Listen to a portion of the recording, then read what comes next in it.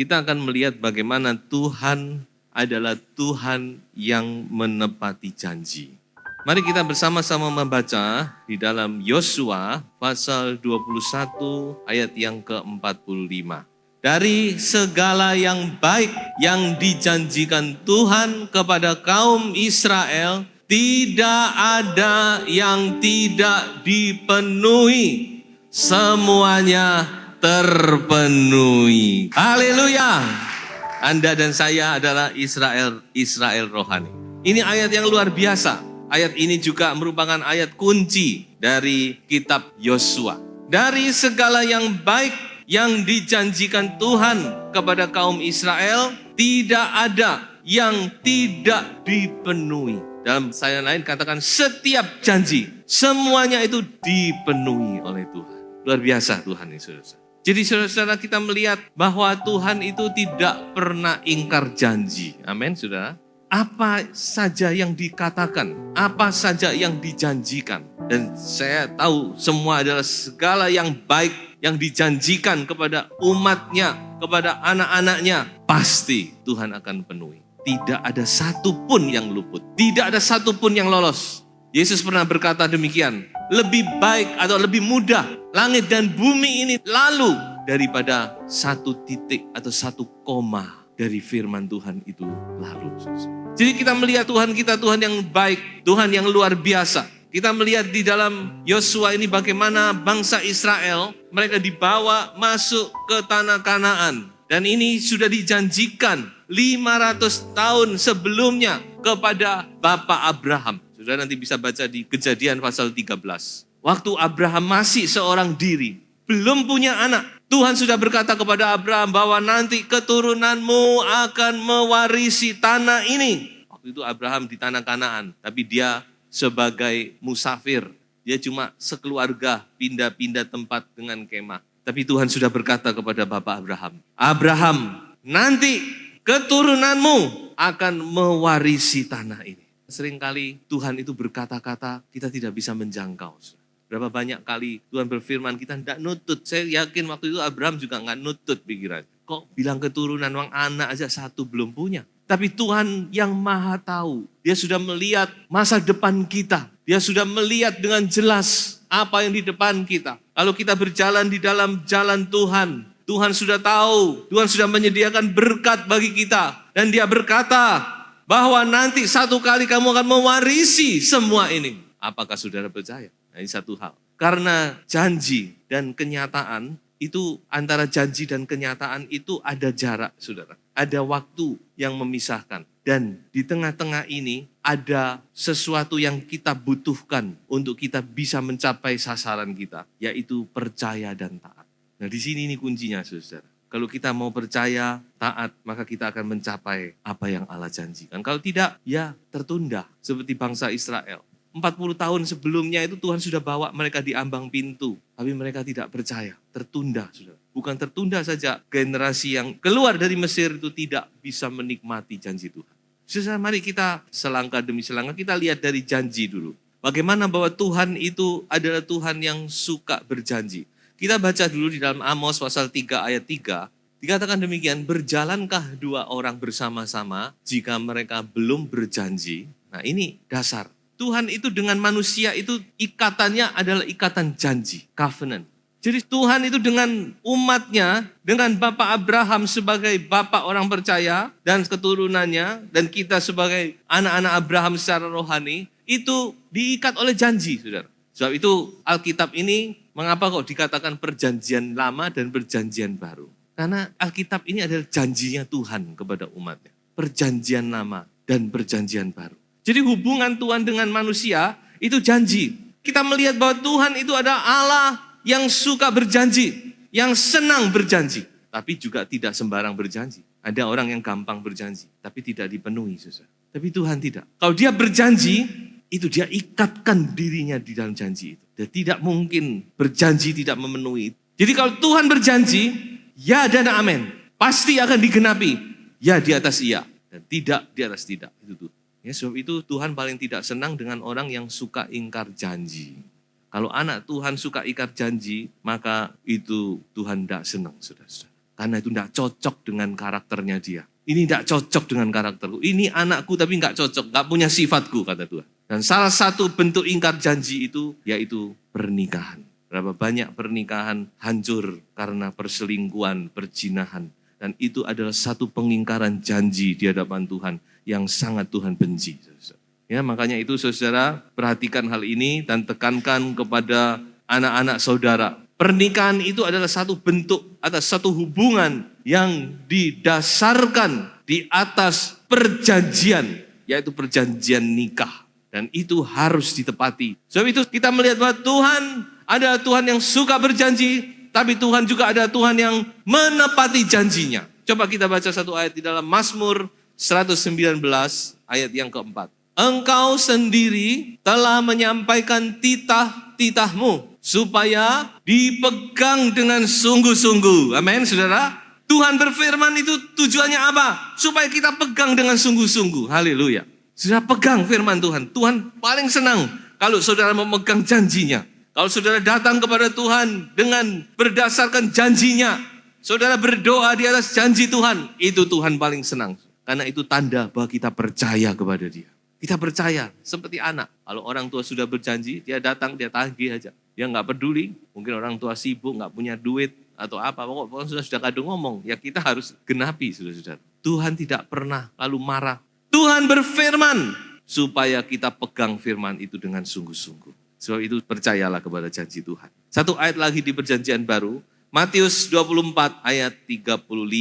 Langit dan bumi akan berlalu, tetapi perkataanku tidak akan berlalu.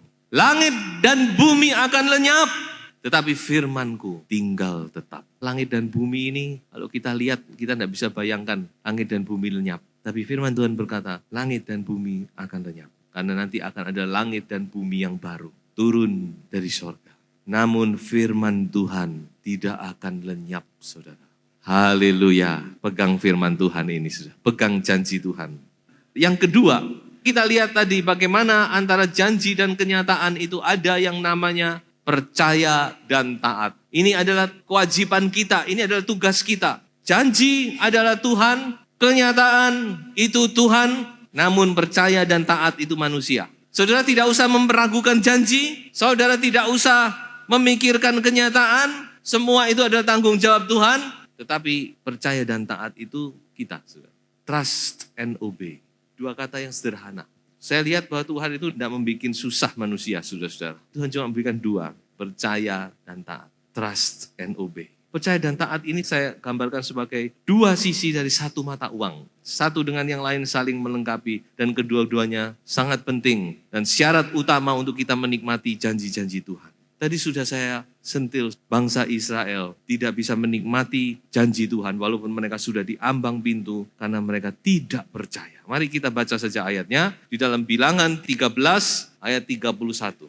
Tetapi orang-orang yang pergi ke sana bersama-sama dengan dia berkata, kita tidak dapat maju menyerang bangsa itu karena mereka lebih kuat daripada kita. Ayat berikutnya. Juga mereka menyampaikan kepada orang Israel kabar busuk tentang negeri yang diintai mereka dengan berkata, negeri yang telah kami lalui untuk diintai adalah suatu negeri yang memakan penduduknya. Dan semua orang yang kami lihat di sana adalah orang-orang yang tinggi-tinggi perawakannya. Ayat 33. Juga kami lihat di sana orang-orang raksasa, orang enak yang berasal dari orang-orang raksasa. Dan kami lihat diri kami seperti belalang dan demikian juga mereka terhadap kami. Saudara perhatikan perkataan-perkataan ini. Bangsa Israel mereka takut, mereka tidak percaya kepada janji Tuhan. Padahal mereka sudah melihat bagaimana Tuhan melepaskan mereka dari tangan Firaun yang begitu kuat. Tuhan membuka laut Tebrau bagi mereka untuk berjalan. Luar biasa. Apa yang Tuhan perbuat ini luar biasa. Tapi mereka tetap tidak bisa percaya. Dan terlebih mereka tidak sepakat. Kalau saja Musa waktu itu mengutus Yosua sama Kaleb aja. Masuk mereka. Tapi 12 orang yang diutus. 10 tidak sepakat dengan yang dua ini. Yang dua sepakat dan sepakat dengan Tuhan. Yang 10 tidak sepakat. Mereka tidak percaya. Mereka berkata di sana ada orang-orang raksasa. Orang-orang enak. Kalau Yosua sama Kaleb itu orang enak. Enak rasanya kita makan, saudara. Dan ini mereka tidak bicara bohong. Karena ada ahli-ahli purbakala menemukan adanya orang-orang raksasa yang disinyalir adalah orang-orang enak.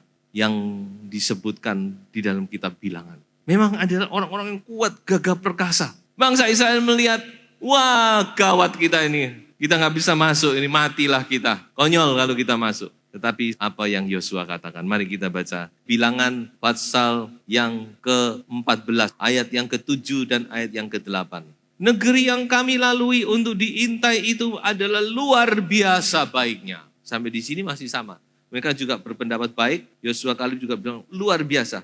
Namun di sinilah bedanya ayat 8. Jika Tuhan berkenan kepada kita, maka Ia akan membawa kita masuk ke negeri itu dan akan memberikannya kepada kita suatu negeri yang berlimpah-limpah susu dan madunya. Ayat 8, hanya janganlah memberontak kepada Tuhan dan janganlah takut kepada bangsa negeri itu sebab mereka akan kita telan habis. Yang melindungi mereka sudah meninggalkan mereka, sedang Tuhan menyertai kita. Janganlah takut kepada mereka.